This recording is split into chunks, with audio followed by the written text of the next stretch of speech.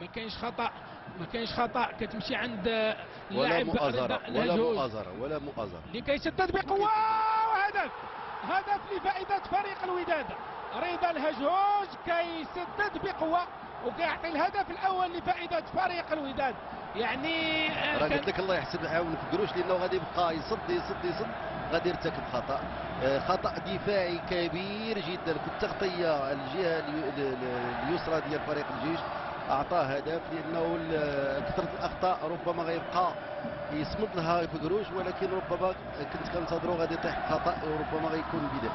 لكن حتى الطريقه اللي ضيع بها عميد الفريق المهدي النغمي الكره، والطريقه اللي دفاع فريق الجيش الملكي، لاحظ ان رضا الهجوج كان مع 4 ديال المدافعين كيسدد بقوه وكيسجل الهدف الاول لفائده فريق الوداد في هذه المباراه اللي كتجمعوا فريق الجيش الملكي في حمله دفاع فريق الوداد على لقب البطوله الوطنيه. تسديده قويه وخطا من فكروش والكره في الشباك.